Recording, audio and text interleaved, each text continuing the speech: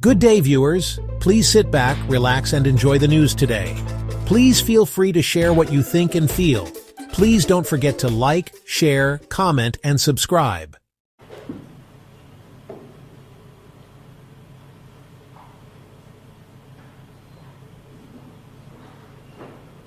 Sorry, for the record, Advocate Matthews, the defense also ready to proceed.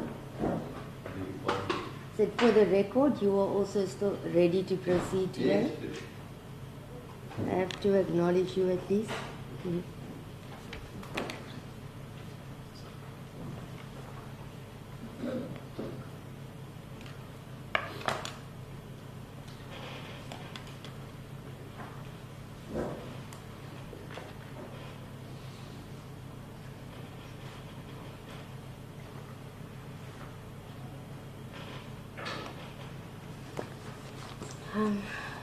Just to hear from everyone present and just to note that I now indeed have, thank you to Advocate Collins, the request for further particulars which I've been requesting from the beginning of the matter. I will now attach it to form part of the record.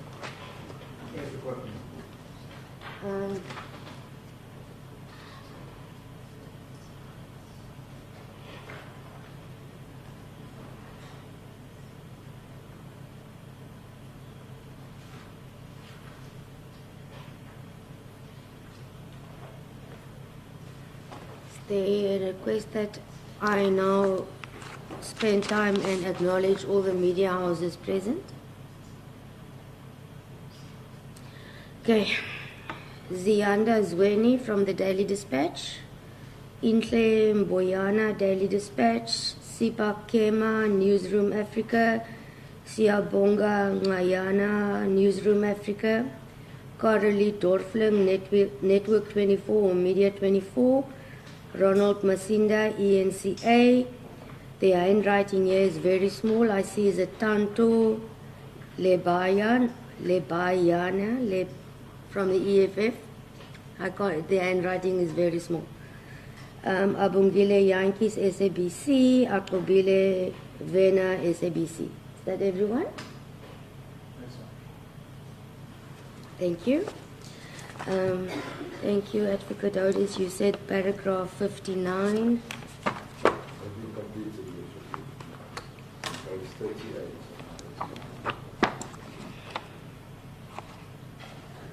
Did we go there?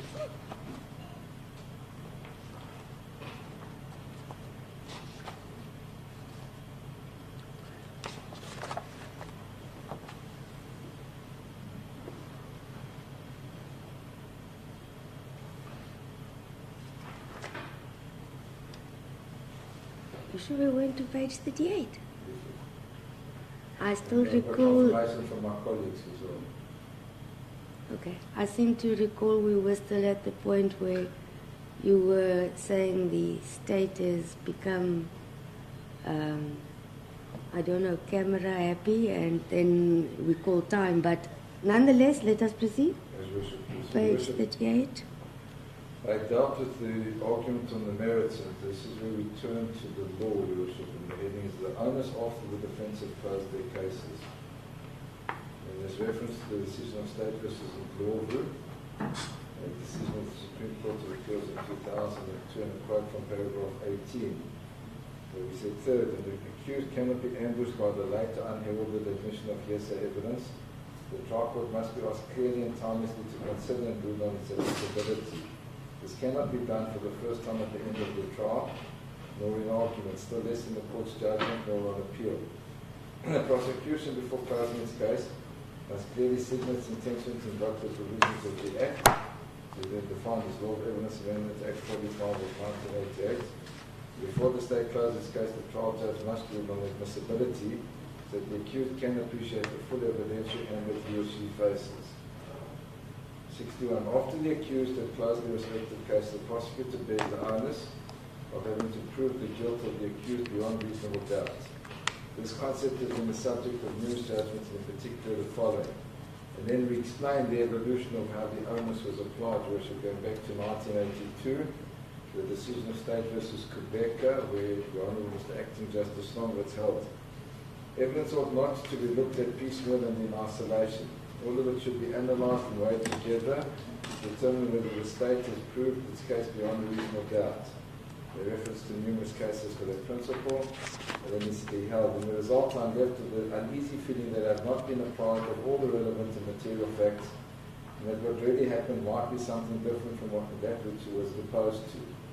The evidence is therefore insufficient to disturb the presumption of innocence. The accused is found not guilty and is discharged. Thereafter, in 1986, Your Worship, in Venda, there was a decision of also another acting justice from the Spain State versus Bunyai. We held as follows. In other words, even if the State case stood as a completely acceptable and unshaken edifice, a court must investigate the defence case with the view of discerning whether it is demonstrably false or inherently so improbable as to be rejected as false. There is no room for balancing the two versions, i.e. the State case as against the accused case, into accurate preponderances. This is clear from the next case to which Mr. Bursey refers, namely State versus Singh Sutra, in which their lordships held that in criminal cases where there is a conflict between the evidence of the State witnesses and that of the accused, it would be quite impermissible to approach the case on the basis that because the court is satisfied as to the reliability of the State witnesses, it therefore must reject the accused's evidence. It is held that the proper approach in such a case is for a court to apply its mind not only to the merits and the demerits of the State and the defence witnesses, but also to the probabilities of the case. It is only after applying its mind to such probabilities that the court will be justified in reaching a conclusion as to whether the guilt of the accused had been established beyond all reasonable doubt.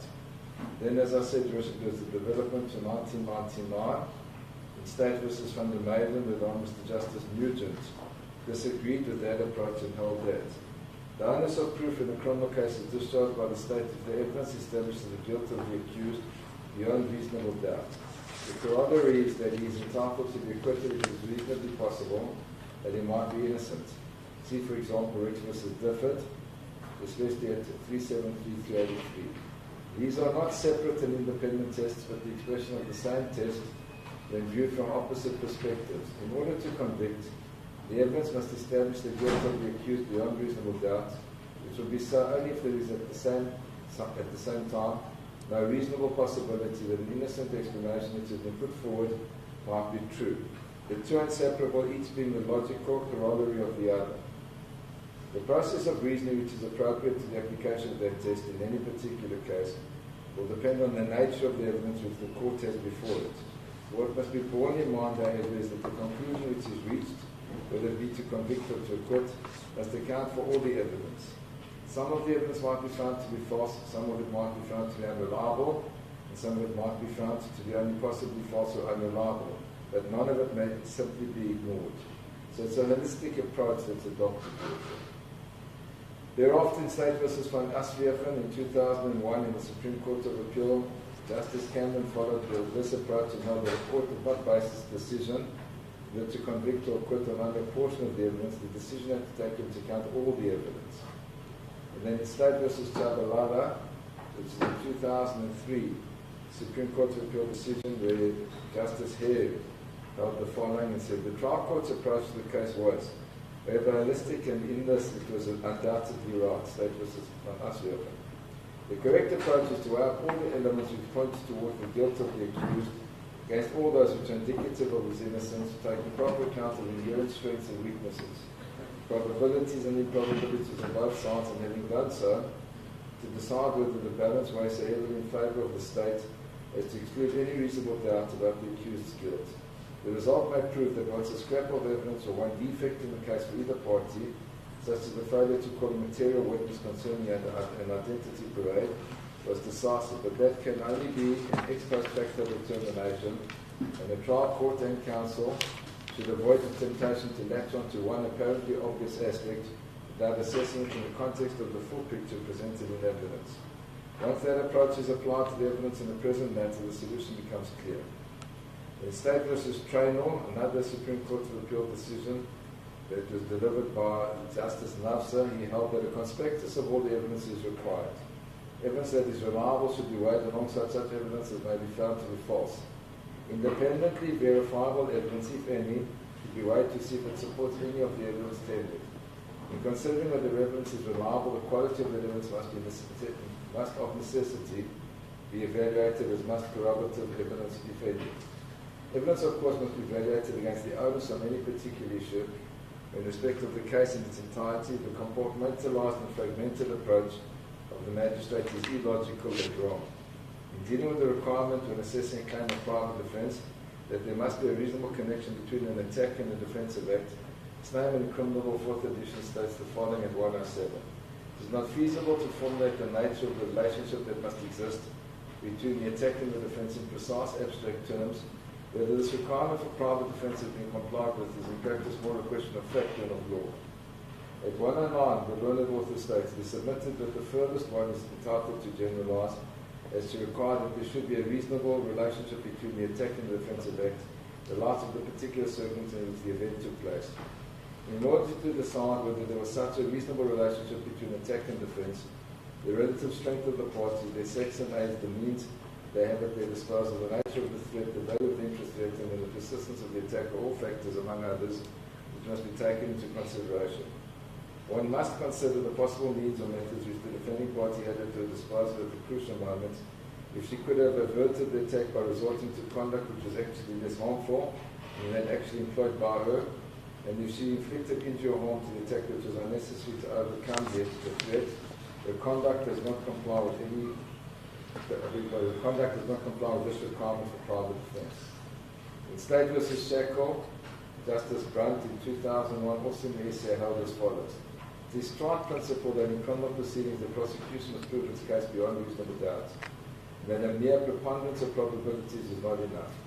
Equally trite is the observation that in view of the standard of proof in a criminal case, the court does not have to be convinced that every detail of an accused version is true. The accused version is reasonably possibly true in substance. The court must decide the matter on the acceptance of that version. Of course, it is permissible to test the accused version against the inherent probabilities, but it cannot be rejected merely because it is improbable. It cannot be rejected on the basis of inherent probabilities if it can be said to be so improbable that it cannot reasonably possibly be true. Then in Tutor versus the State, the Constitutional Court decision by Justice Interalter, in the majority decision he held, on this reading of the extempore judgment, the trial judge made a conspicuous error of law. On a charge of murder, putative private defense is not determined on the basis of a test that is objective. Following the Oliveira, the authorities are clear. The central issue at the trial of the applicant should have been whether the state had proved the unreasonable doubt that the applicant subjectively had the intent to commit murder. It was reasonably possibly true that the applicant entertained the honest but mistaken belief that his life was threatened, that he was entitled to act in private defense, and the state would not have proved its case. The reasonableness or otherwise of the applicant's belief is not relevant to this inquiry. It is relevant to the question as to whether the applicant was guilty of culpable homicide. The trial judge's implication of an objective test for putative private defense was an error of law, one that is fundamental to the soundness of his findings as to the guilt of the applicant on the charges of murder and attempted murder.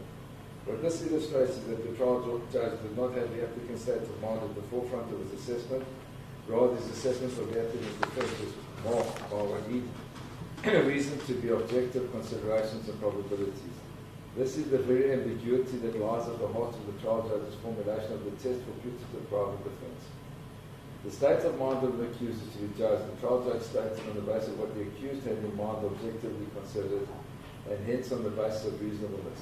That is not the correct test, but it appears to have been an operative test used by the trial judge. This too then supports the interpretation of the test for putative private defense enunciated by the trial judge, the extempore judgment, as being a test that references objective considerations. And we say more recently, in the case of Michael Yankees versus the state, which was also Supreme Court of Appeal decision, Matujani held as follows. The High Court materially misdirected itself by not taking into account the entirety of the evidence and neglecting the fundamental principle in criminal proceedings that the state must prove its case beyond a reasonable doubt. The High Court failed to recognize that the accused is not obligated to prove the truth of any explanation he provides. Rather, the burden lies with the state. If there is a reasonable possibility that the accused's evidence might be true, the accused should be acquitted. The High Court also neglected to evaluate the appellant's countervailing evidence that the complainant had a motive to falsely accuse him of the alleged rapes. The appellant highlighted the social media campaign initiated by the complainant following his refusal to return the stolen money. Importantly, the High Court misdirected itself in overlooking significant email correspondence, text messages, and newspaper articles that portrayed the complainant's unwavering love for the appellant and a sense of betrayal after the appellant defrauded her and absconded with her money. This evidence could redound to the appellant's favour. Furthermore, the court failed to address the inconsistencies in the complainant's testimony, did not provide reasons for giving reference to her evidence over that of the appellant. The court is enjoined to consider the evidence in its totality. An issue in the appeal before us is whether the state has proved the appellant's guilt beyond reasonable doubt. On the evidence presented before the trial court, there is conflicting evidence as to whether the appellant was with the complainant at the time when the incident occurred. The state's case is highly dependent upon the testimony of the complainant. Section 208 of the Criminal Procedure Act provides that an accused may be convicted of any offence on the evidence of a single competent witness. When assessing the credibility of a single witness, it is crucial to understand that there is no one-size-fits-all approach. The evidence presented by such a witness must undergo the same rigorous scrutiny as any other evidence. The trial court is tasked with meticulously evaluating the evidence, taking into account both of its strong points and shortcomings. After this thorough examination, the court must then determine whether, despite potential flaws or inconsistencies in the testimony, it is convinced of the truthfulness of the witness's account. This careful and balanced evaluation is fundamental to ensuring a fair and just legal process. The court must assess the credibility and reliability of the complainant's evidence in light of all other evidence presented. It must weigh the potential risks associated with relying exclusively on the complainant's account as a single witness and seek corroborative evidence from other sources when available. In this instance, no supporting evidence from other sources was available to validate any aspect of the complainant's evidence. Then what I did here, Your Worship, is I applied these principles to the facts of this case. So taking the legal principle of relating to the onus and applying it to the facts of this matter, paragraph 62, I say there is no evidence of the authenticity of the viral video footage or the identity of what appears to be a firearm that is alleged to have been fired by accused one on which a reasonable court acting carefully might convict. 63. The spent cartridge cannot be tied back to the place where accused one was on the stage of the celebration. 64. The suspected firearm cannot be linked to accused one. 65. The spent cartridge cannot be linked to accused one. 66. Nobody reacted in fear in response to accused one's conduct on the stage, in the stadium during the celebration. 67. None of the 5 South African Police Service members on the stage in the stadium during the celebration saw anything untoward on the part of accused one on the stage in the stadium during the celebration. 68. There is no indication of any physical damage caused by any live rounds having been fired by accused one on the stage in the stadium during the celebration. 69. There is no proof that the spent cartridge that was found on 30 July 2018 was actually fired at the stadium on 28 July 2018. And then in the conclusion, in paragraph 70, I say, due regard being had to all of the above detailed submissions, is finally respectfully submitted the accused one ought to be acquitted. And Your Worship, to contextualize that submission, we ask Your Worship to take into account that this was a vast, it was an enormous celebration with thousands of people being present, and there's not one eyewitness that has appeared before Your Worship either as a complainant to say that they feared that there was any risk, or more importantly, Your Worship, that they witnessed accused number one firing a live round from a proper firearm. Not one person of those many thousands that were there, and therefore we say that fact in itself, Your Worship, should militate against any possibility of a conviction, and that the accused ought to be acquitted of all the charges. I have no further address, Your Worship, unless Your Worship wishes to get in any particular aspect. Thank you, Advocate Harris. I just want to find the appropriate page. One aspect that I would just like to hear your view on. I've marked it.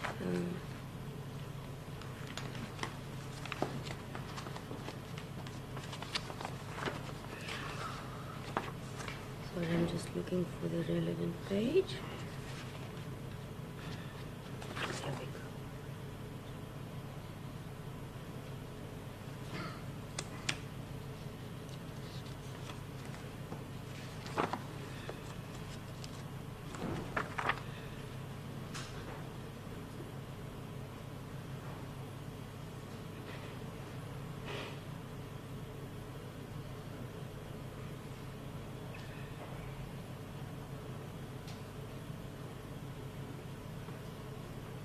Um,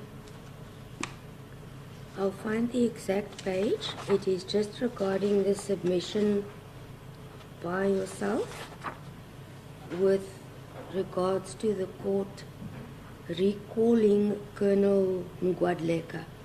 That is I in the think, summary, Your Worship. yes, I think that aspect was put to rest, and on the 30th of January 2024, when the court made available the recording to the state, yourself, and Advocate Matthews, we returned to court, and it was then agreed on he was excused or for follow-up questions by court's questions, but not recalled in the sense of being recalled. And I just want to clarify or rectify that submission. Yes, Your Worship, that's at paragraph 4.9 of my heads of Yes, on page exactly 6. yes. And I know from preparing for here that the brackets don't close, Your Worship. But I said, and I made it very clear, Your Worship, that because I'm in respectful agreement with Your Worship. Your Worship said, put here from line 3, you'll see where the brackets begin. We were subsequently called by the magistrate to clarify certain aspects of his testimony. And then I said, which resulted in him effectively testifying twice. But the point is, Your Worship, that it was to clarify aspects, and Your Worship had reserved the right to do so, and that's why Your Worship refused to recuse yourself, and I abide by and respect that decision, Your Worship. I take no issue with it, for obvious reasons.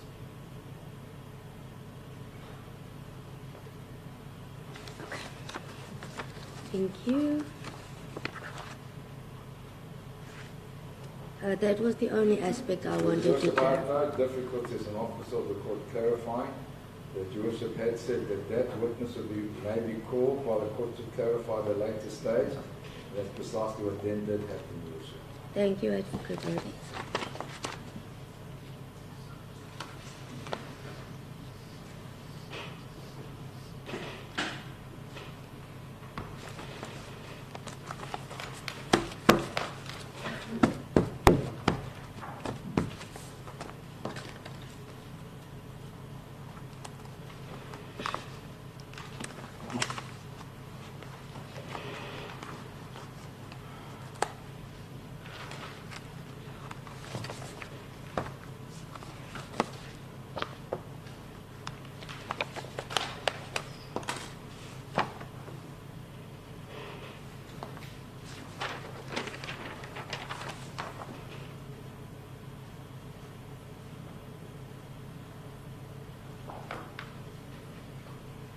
Advocate Matthews.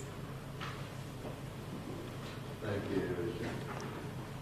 So I'm in a good position because I've listened to Mr. Caesar expertly put the state's case to you, and I've listened to Mr. getting his name on behalf of the accused number one, was more than expertly put not only the case in question, but also all the legal principles applicable to this matter. Your Worship, I want to commence with the case for accused number 2 by emphasizing the fact that accused number 2 is charged on 2 counts, in counts 4 and 6. If we look at count 4, is an alleged contravention of Section 120 sub 3C, where it is alleged that on the 28th of July, the accused had control of a loaded firearm, to wit a Norinco .223 rifle, in circumstances where it created a risk to the safety or property of the general public attending the 5th Economic Freedom Fighter celebration, and unlawfully failed to take reasonable precautions to avoid the danger. Now, unless I've been sleeping, which is possible, I've heard no evidence whatsoever that can substantiate this particular count. The state itself has conceded in its sense of argument that it cannot substantiate a conviction on the fact that accused number 2 handed over a firearm to accused number 1. Added to that, there is absolutely no evidence at all that he was in possession of a loaded firearm, a Norinco .223 rifle, in circumstances where he created a risk to the safety or property of the general public. A learned colleague for accused number 1 has addressed you on what happened on the evening in question. I think we need to just step back and look at this objectively from afar. We are here to assist your worship in arriving at the proper decision in this matter. The Economic Freedom Fighters is a registered political party in South Africa. It had a right to engage in the celebrations as it did on the evening in question. I think we need to understand that it simply did not rock up at the stadium, pitch up a tent, and start a shindig. A joint operation command had been established prior to this, which encompassed numerous police divisions and obviously even paramedics. There were 20 to 30,000 at least people present on the scene who had come for the celebration. And as we have seen, there were quite a few prominent people who were present even on the stage on the evening in question. Long after the chants of KGB had disappeared into the night and the dust had settled, not one person came forward to lay a complaint about what had happened on the evening in question. Instead, the police picked up a video on social media which allegedly depicted accused number 1 firing what they claimed is a firearm into the air. And from there on, an investigation ensued. In fact, the police themselves are the complainant in this case. Why I emphasize that is looking at count 4, where it is alleged that firstly, that accused number 2 was in possession of a loaded firearm, this Norinco, in circumstances where it created a risk to the safety or property of the general public. Nobody has come forward to testify about this. And the state's concession that it cannot justify a conviction on the basis that accused number 2 handed any firearm at all to accused number 1 is well founded. I do not think it is necessary for me to go into this any further, because I honestly believe that the court is not in a position, the state is not in a position to request a conviction on this count. Count 6, contravention of section 120(10) of the Firearms Act, alleges that the accused did unlawfully supply or in any other manner give possession of a firearm, to wit a .223 Norinco rifle and a Remington bullet to Julius Malema, being a person who is not allowed in terms of the act to possess that firearm and ammunition.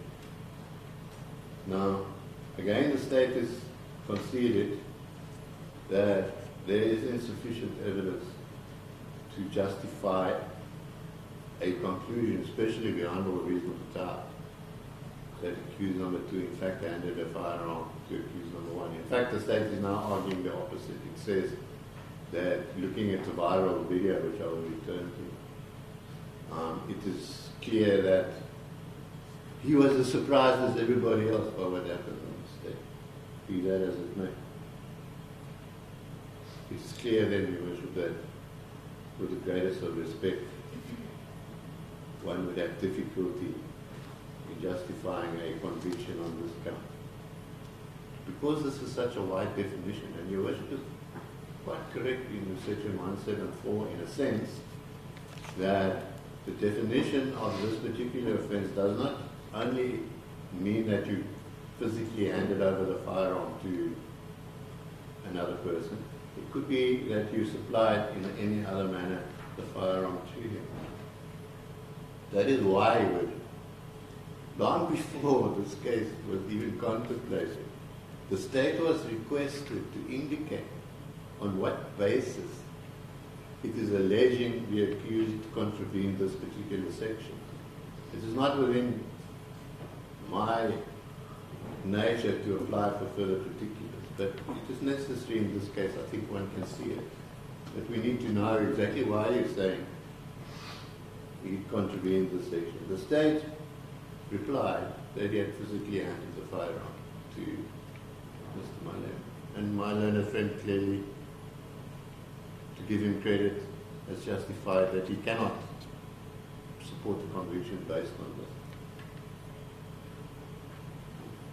Based on your worship's judgment in the section 174, if I may just get to this point, because my learned colleague in his heads of argument and argument before court has indicated a puzzlement, if I may call it that, as to why Mr. Martin was called to testify.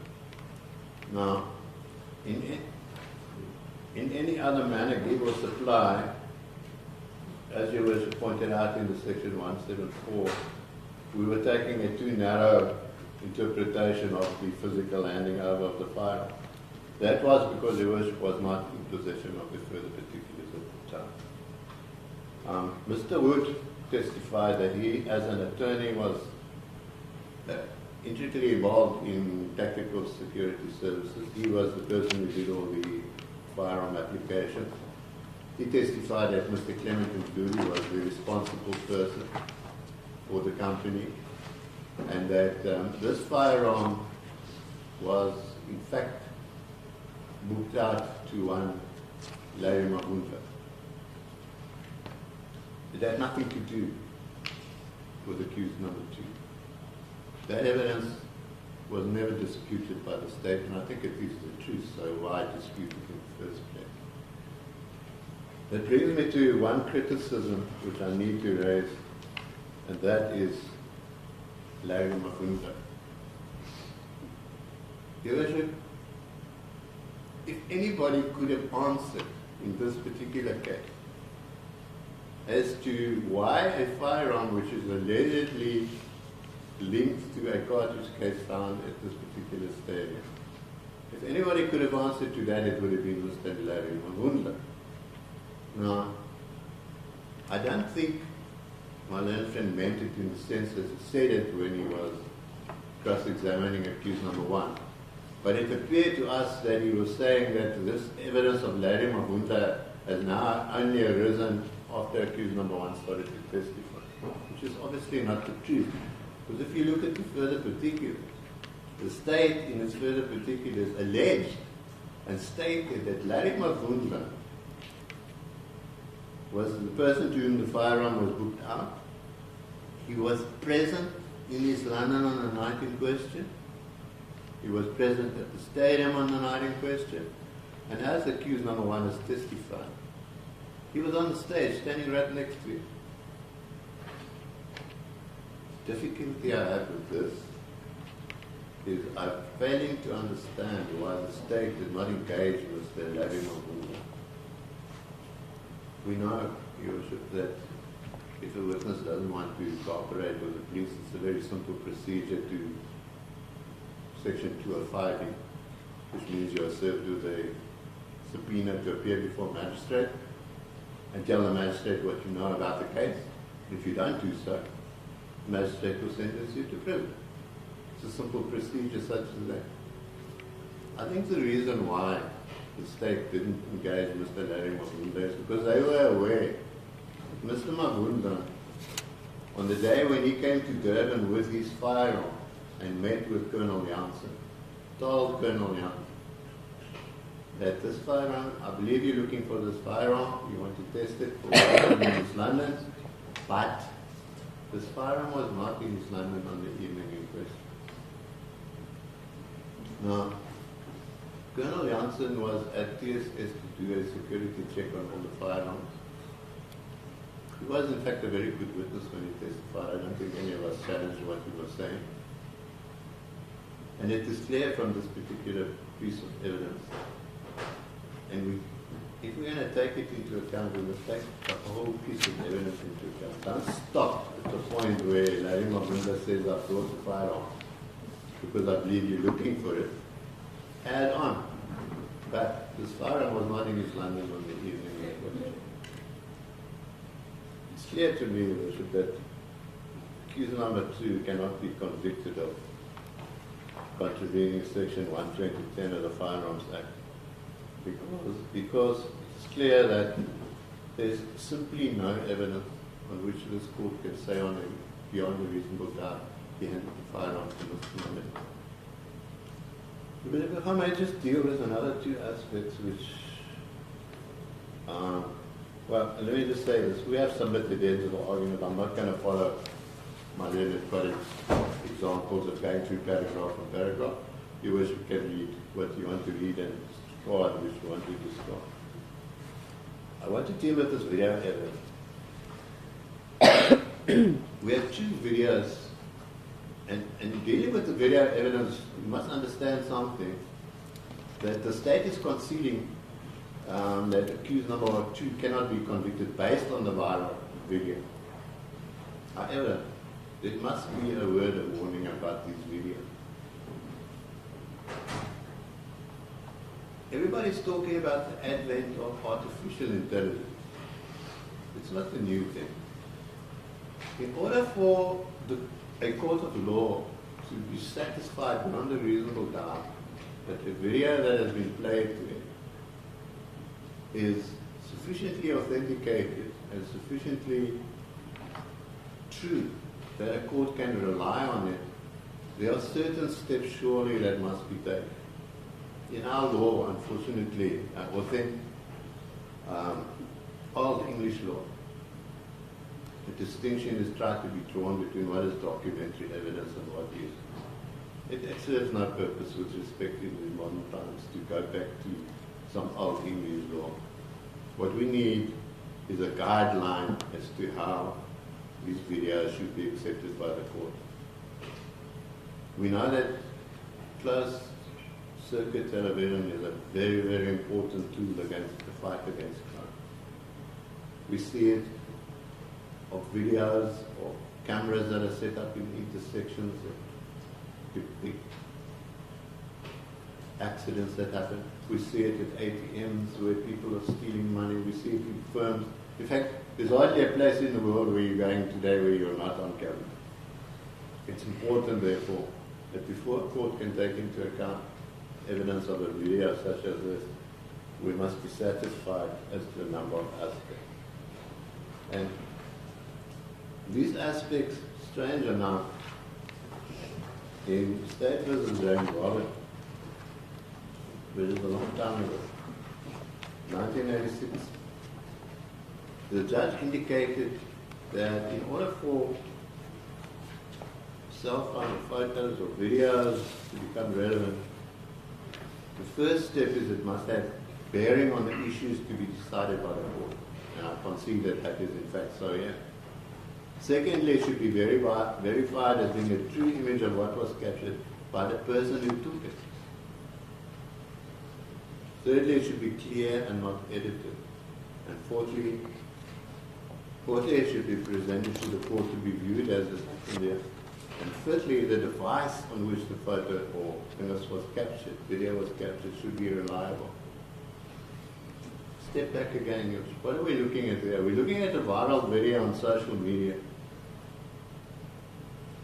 I've actually seen a video of Your Worship dancing on the stage at this EFF.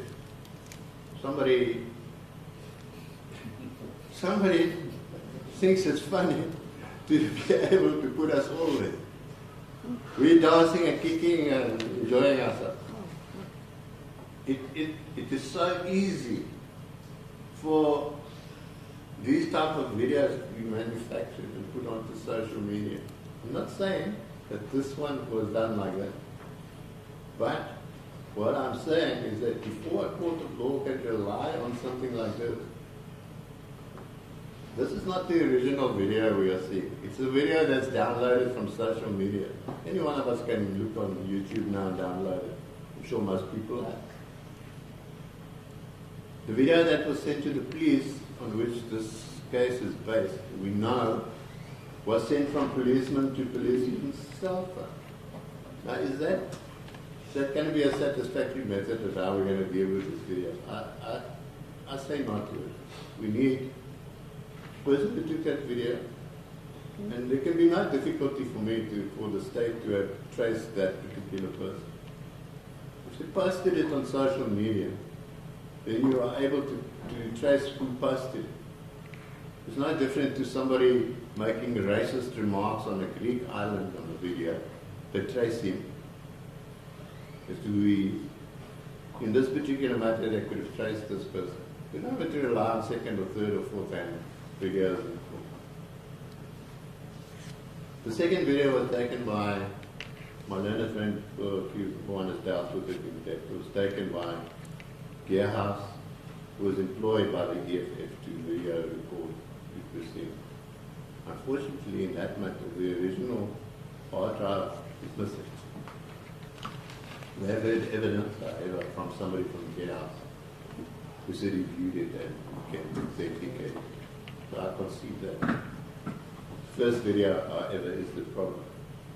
When I say it's a problem, I'm actually arguing against myself because it assists accused number 2 in the sense that, as the state has indicated, that video shows that he was very surprised by what was happening.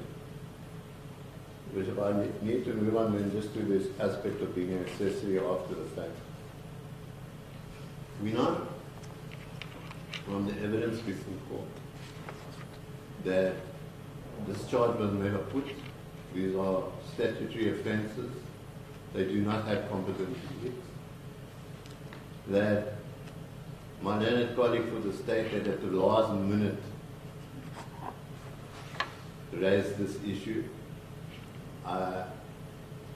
From your worship's reaction to it, I could see that you're not really interested. However, let's for the moment leave aside the legal argument and look at the factual aspect of the case. Is there any evidence that accused number 2, firstly, changed the bolt on the firearm, or secondly, was involved in picking up cartridge cases at the stadium in question? Because these are the 2 factors my learned colleague was relying on to base a conviction of being an accessory after the fact. Surely we can simply dismiss it because we know, having listened to all the evidence, that there is no such evidence that is in fact done. Frustrating part of this case for me has been the evidence presented on the ballistic side of this particular matter.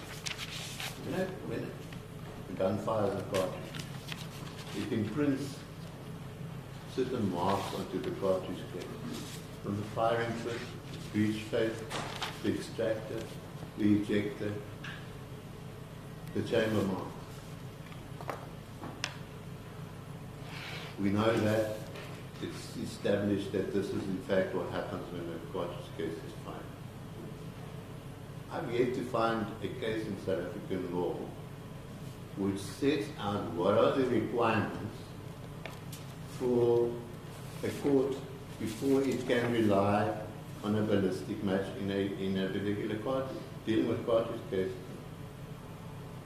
We know overseas in law, Bodyguard in the United States, many other cases, all differ in a sense that various jurisdictions require various standards that must be applied. Ballistics is not a science.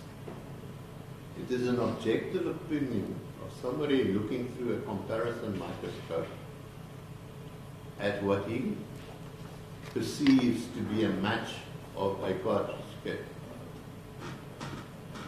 You look at DNA, for example. We know now that none of our DNA is the same unless you've got a twin. we look at our fingerprints, we know that none of our fingerprints are the same. We know that there are certain standards that are required with the fingerprint, 7 marks. We know with DNA, we eventually get you could be a 1 in trillion person. Look at ballistics, nothing. I'm concerned in this particular matter, this cartridge case that was allegedly found on the scene. The state has indicated in its evidence that it found neck marks on 2 different places of the neck, which in comparison to tests fired out of this firearm, he comes to the conclusion that they are similar. What we know for certain is that the firing pin, the breech block, the extractor, the ejector are all negative. Now the explanation given for that is, well, the bolt of the firearm must have been changed. Look at my evidence that any bolt of any firearm was changed. And just to correct my learned friend, of these particular firearms and the maker firearms, there are 3 which have no number stamped on their bolts. It is not a requirement of this particular firearm that it should have a number stamped on the bolt. In fact, there are 3 of these firearms that don't have any number stamped on them. It is not like the serial number stamped on every moving part of the firearm like we get in other firearms. The conclusion the court would have to draw from this is that the evidence of the so-called match of this cartridge case is of such a strong evidence that all the other negative parts of the firearm, in other words, the extractor, the ejector, the firing pin, you can ignore them. The manner in which the state presented this evidence is also a concern to me. A court of law is not there to simply accept what an expert says. The expert can't usurp the function of the court. It needs to be an explanation as to how you came to your conclusion. You can't simply hand up court charts. You could take those court charts and explain how you came to that conclusion so that the court can be satisfied. That the manner in which you came to the conclusion is satisfactory to find beyond a reasonable doubt that that firearm fired that particular cartridge case. We know that the cartridge case was found. I see, need no criticism, but in your 174 judgment, Your Worship has indicated the cartridge case was found close to the point where it was fired. It was not found close to the point where it was fired. It was found in a tent some distance away. We know that that cartridge case could not have got there through the firing of the firearm. It is too far away. The firearm ejects, we've got all these tests that were done by it. The firearm ejects a certain distance. We don't know how it got there. It could have been kicked there, it could have been landed there, it could have, when the people were cleaning up afterwards, it could have flapped with the tent and gone there. We've got no idea. The point I'm trying to make is that we've got a bit of a quantum leap here. We found a cartridge case and then we say it was fired by this firearm and then we say it was fired on that evening out of that particular firearm. In the absence of the man whose firearm it is, who's there on the state, who the state could have called to come and testify or forced him in terms of Section 205, I don't think much reliance can be placed on those particular matters. The court's accused number one's version that the firearm he was using on the evening in question was not a real firearm. There are other aspects of the case of argument I've dealt with, but I don't want to emphasize at this particular stage unless there's something, and I'm sure there might be something you want me to talk about. I've dealt with the Boxer's case. The Boxer simply said that there were 10 or 9 of argument.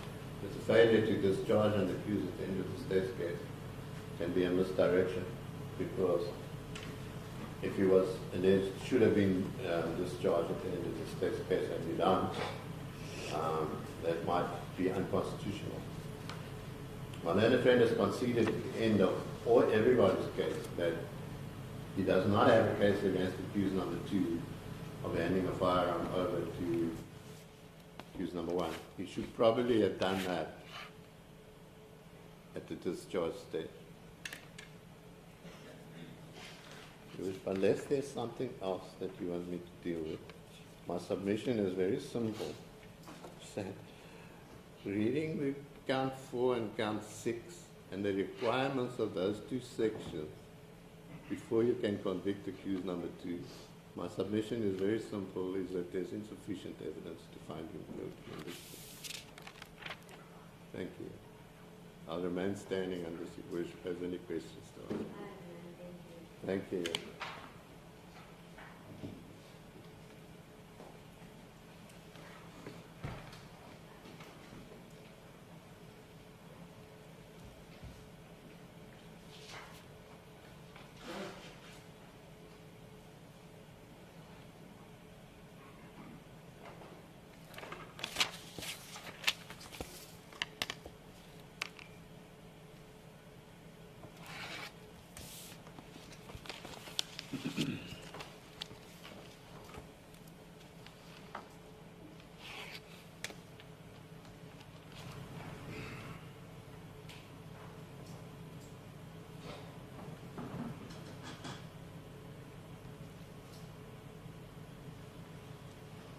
Advocate Caesar, is there any reply by the state? Thank you, Your Worship. I'll start with my learned colleague's last point regarding the ballistic evidence that it's not a particular science.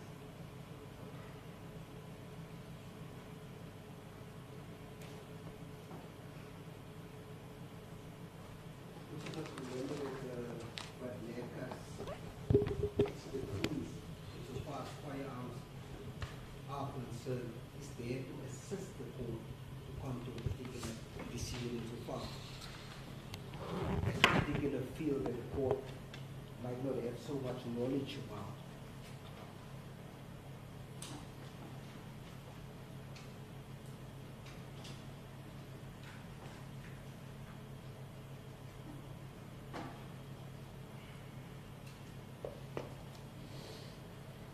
And his evidence was clear in this regard that this particular spent cartridge case that was found 2 days after the incident was indeed linked to the SPA 249, which belonged to the company that accused number 2 is working on its employee.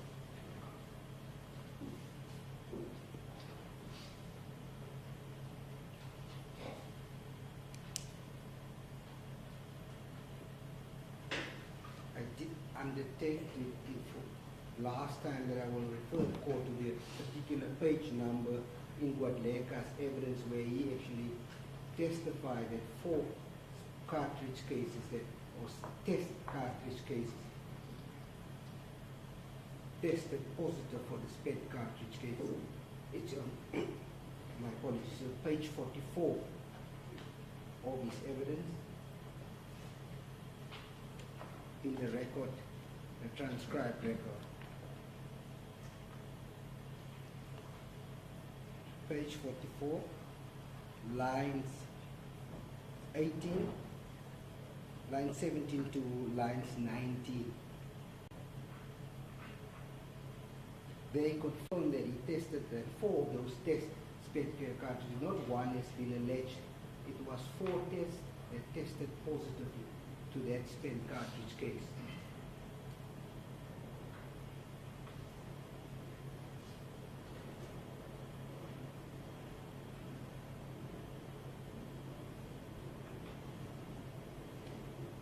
There was also an issue that whether he testified, whether any peer reviews was done.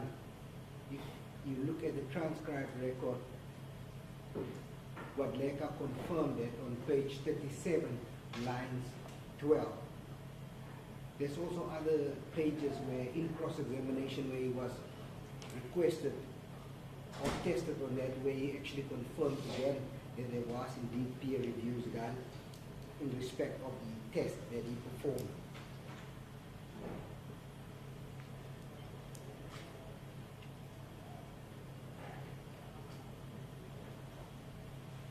But Leka's evidence further insofar as the spent cartridge case are concerned, he testified that indeed on page 23, line 16 to line 20, he confirmed that the bricks block, also being referred as the ball carrier, was indeed changed of SP2 to affect the results and the outcome of this particular.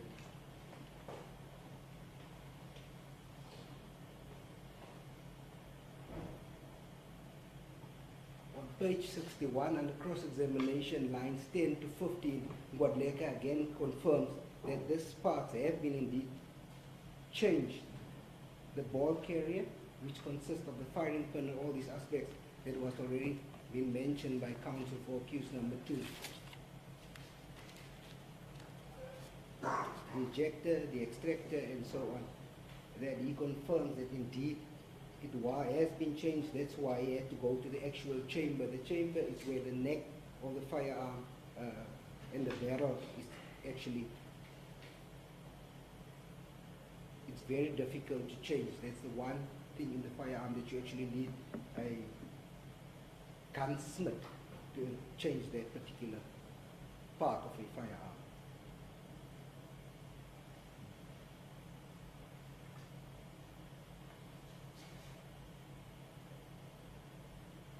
It should be further testified of all the number of firearms that he examined for the ballistic test which he received from the company of accused number 2. That was indeed the only firearm whose ball carrier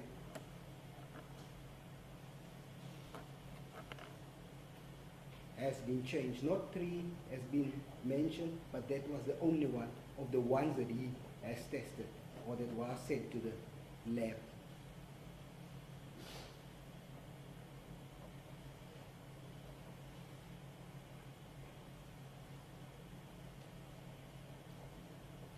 The issue, I want to address the issue insofar as the viral video is concerned. We have argued this matter meticulously before the video footage was deemed to be admissible.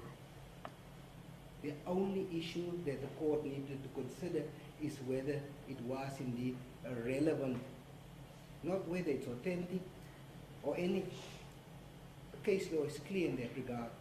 It needed to be relevant. That was already conceded. The other points that was mentioned by counsel for accused number 2, I am in disagreement with that. Court only need to consider, and the court's got to safeguard all the evidence of Gearhouse insofar as confirming the video footage.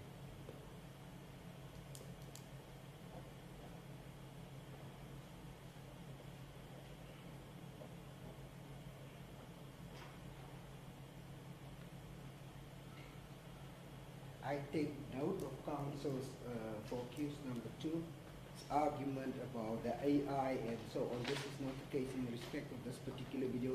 As a matter of fact, it's not the contents from what I could see, not the contents, the actual video footage that has actually been disputed, because they've relied, as I've already previously pointed out, they've relied on the exact video footages from both sides.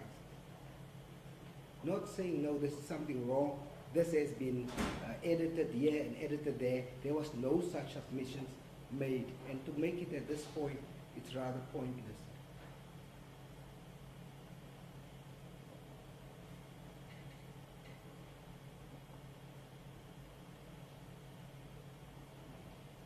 The evidence that has been presented before this court is real.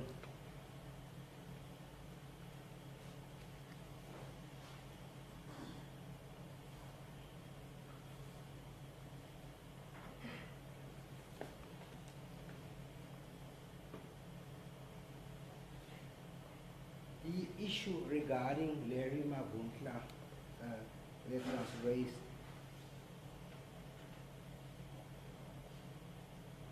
that we should have sent out a subpoena to a witness that appeared clearly hostile and not wanting to assist the state was just disingenuous.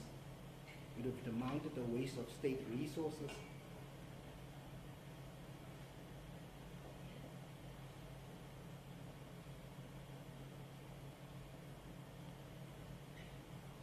On this point of Mr. Mabunta, it is accused number one's evidence that this firearm that was given to him, the toy one, that's as he's alleging, was indeed given by this particular Larry Mabunta, whom we know the firearm was booked out to on the night in question.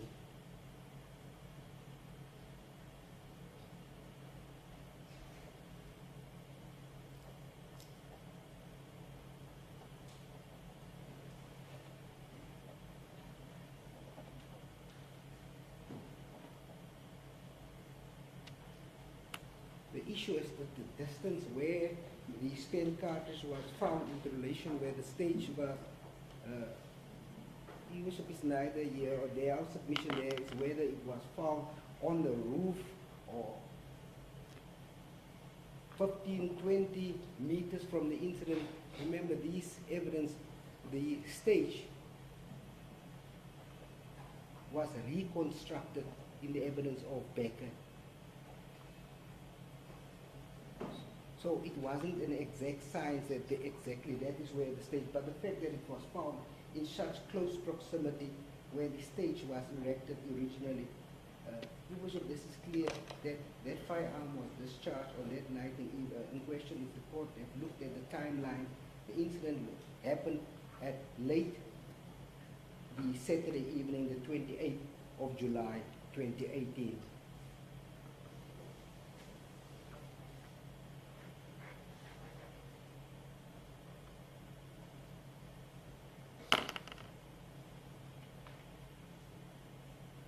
We know from the evidence that on the Sunday, which is the 29th, there was no real activity other than Gyals dismantling the stage.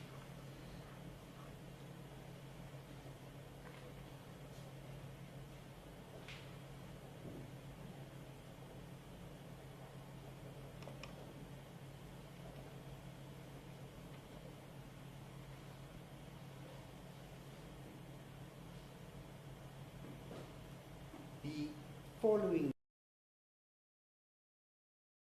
day, the cartridge case was found.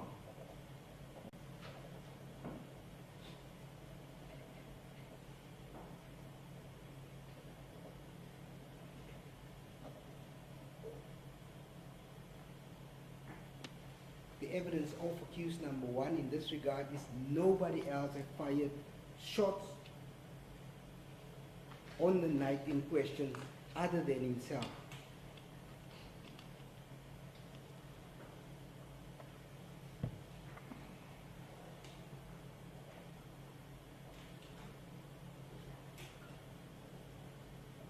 So on that basis, that the state is submitting that its case had been proved beyond reasonable doubt.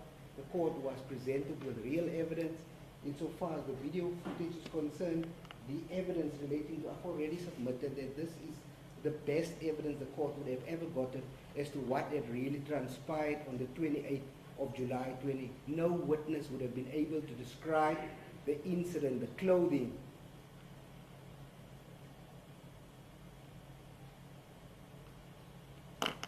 the singing, the chanting,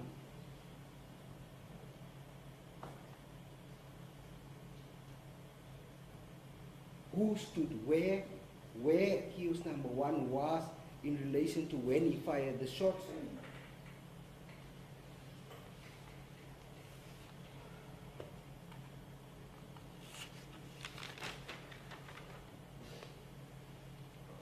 I've already submitted that that is the best silent witness, the best evidence any court could ask for when it comes to video footage technology.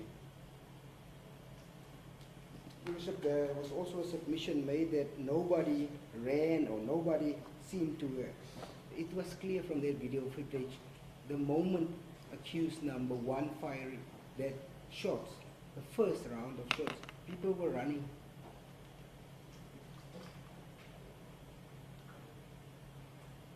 we counted at least 7 people that were running because accused number 1 went to the end of that stage to fire those shots in the direction where those 7 people were standing. As a result, they were running.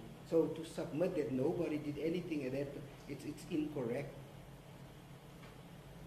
Yes, I've already submitted that we have gone through the evidence.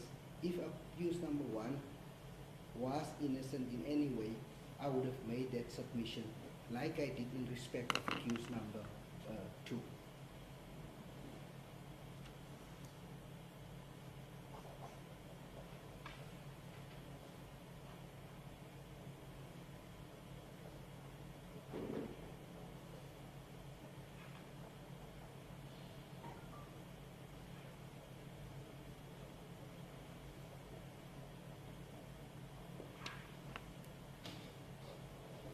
The evidence was viewed by 2 different prosecutors, as your worship is aware, Advocate Smith as well as myself, and we both came to the same conclusion insofar as the evidence is concerned, and we both have more than 50 years of experience. My job is not to get the conviction at all costs, but to assist the court to come to the correct decision. In this regard, it is clear that accused number 1 did indeed fire those shots with SPA 249, and that he should be convicted of the charges as it stands. Thank you.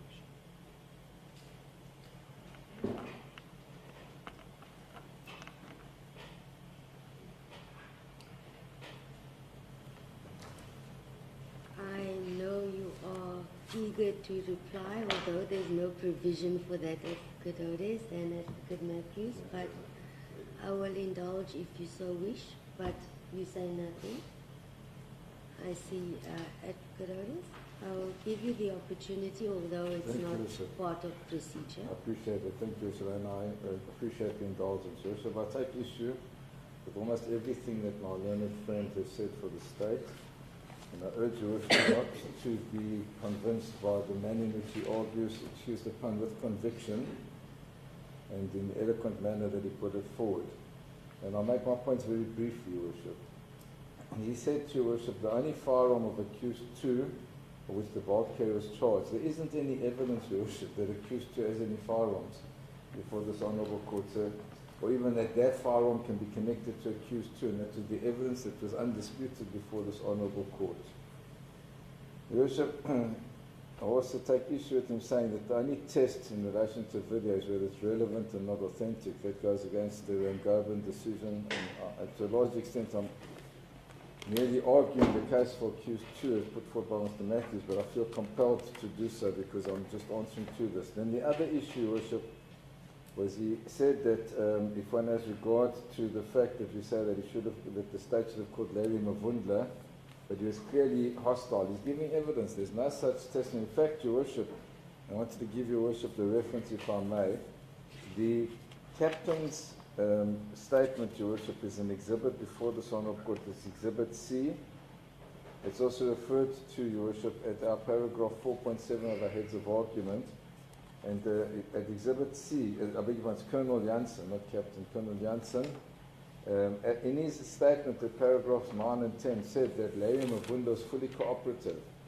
So I don't know on what basis he wants his court to accept that Mr. Mavundla, who was identified as being on the scene and who was alleged to have owned the firearm, was hostile. Because if one has regard, Your Worship, to Exhibit C, and I'll quote it to Your Worship, it's quite clear with respect that Mr. Mavundla was cooperative as per the statement of the very Colonel Janssen, paragraphs 9 and 10. He says there, on the same day after inspecting the main safe, firearm number 6 was presented for inspection, as well as a 9mm P Glock pistol with serial number YYS58 by Mr. Larry Mavundla.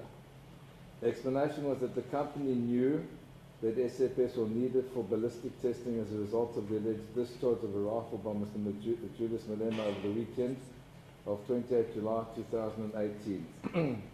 And then in 10 he says, the explanation given was, although the firearm was not in East London, on 2018-07-28, the responsible person volunteered this firearm as well as all other firearms in their possession for ballistic testing. So I don't know how one can infer from that that this was an obstinate or difficult witness who or uncooperative. In fact, the opposite appears, because he seems to have assisted. Then my learned friend also argued, and now thankfully we're turning closer to accused number one's case, that it made no difference where the cartridge was found. You only have to ask yourself, Your Worship, as in the tests enunciated in the case that I quoted, the corollary of that. Had the cartridge been found 1.2 meters to the right of where accused number one was standing, to his rear, then the state would say, look how it fits in with the trajectory and how easily it ties in. So I absolutely disagree with him, Your Worship. And then he says that according to the witness Becker, the stage was reconstructed. It was quite clear it was never reconstructed, Your Worship. I don't know where he came with that evidence. With respect, Your Worship, that's what I say, that one cannot, with respect, accept that. And then he said that the accused number one admitted that on the night in question that he was the only one that had fired shots. But that doesn't answer the question, Your Worship, because there's no proof that the cartridge arose on that very night. So it could have been there before, it could have come there after. There isn't even proof that that cartridge was shot. So it could have got there at any time or even been dropped there. There's nothing that ties in with that one fact. And that's why I ask Your Worship to have regard to the cases that we referred to which say that you must take cognizance of all the evidence, not just aspects that suit the state's case. Similarly, Your Worship, and this is the clearest example of my learned friends arguing with conviction, with eloquence, but not fitting with the facts, where he says that if number one was innocent, he would have made that submission like he did with accused two. What did he do, Your Worship? He charged the accused two. When the evidence didn't substantiate it, he then changed his tact and said, well, find him guilty as an accessory after the fact. That's not saying the man's innocent, let him go. Not once did he say that, Your Worship, and that's why I take issue with that statement, and I say that that's totally irrelevant, and it's not even a factor, because it's not the case, it's not borne out by submissions and arguments. Thank you, Your Worship.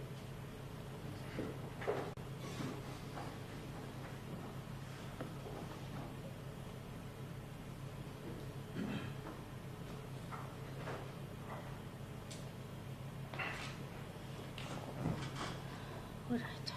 I'm happy to say we've reached the conclusion of everything, and now the ball will be in my court, and I'll have the opportunity to speak, but not today. So do we arrange a date in chambers? What do you prefer? Let's adjourn, Your Worship. Let's adjourn and arrange a date in chambers. Your Worship, we had set down 3 days. I know it's not attributable to Your Worship, so I take no issue, but I have my diary here, perhaps you can even arrange for Your Worship. I have no difficulty. Sorry, I couldn't hear you. I have my diary here and can arrange a date in open court, Your Worship, rather than arrange it, but I'm in Your Worship's hands.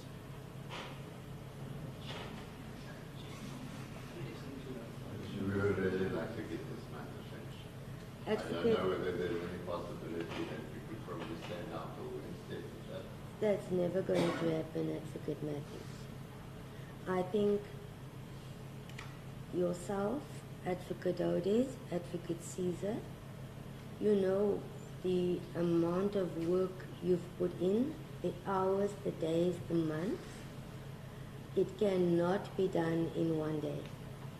This court is in session 5 days a week, in excess of 5 to 6 court hours daily, with a turnaround judgment time of every day due. My after-hour times are limited. They are exhausted, including weekends, public holidays. They are fully booked. But once we've reached this point, of course, it becomes due, and I have to spend those hours and days and weekends preparing. for this. January, can I suggest the date 26th 26? of January? I don't require I thought you so said many January. months. I thought you said No, one no, to no, no, January. no. No, no. Now that it's due, I'll put in the work, but it cannot be done in one day. I think you can appreciate that fact. I hear that you would love it to be finalized, but I also need to address many aspects that have been placed on record. So you were talking about the 26th of January next year? Is it not far? Sorry, I thought you said January next year. No. All right, we should learn the other time. We're open is from the 18th of August to the 22nd. Otherwise, then we are really going into next year.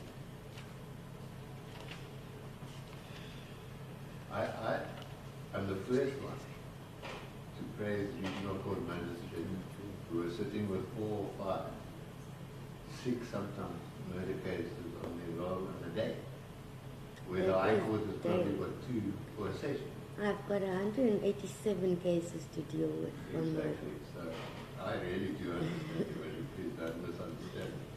But you must understand that those 186 cases must also be serviced by us. So our time is also taken up. Of course. So I'm suggesting from the 18th of August, I don't know whether my letter got so available.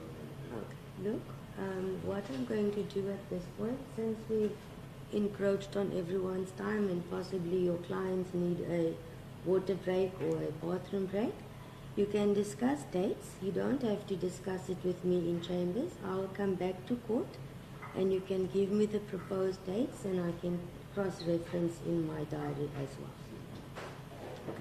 So can we just agree on what time you would like me to be back? Put it to 12. You say it's so convenient. And if I say to you, Advocate Matthews, it's 11:45 now?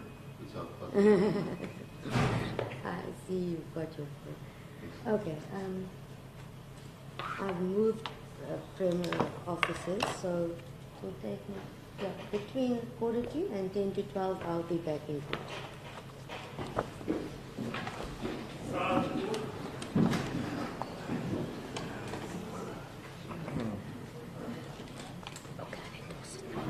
Thank you. Court will adjourn.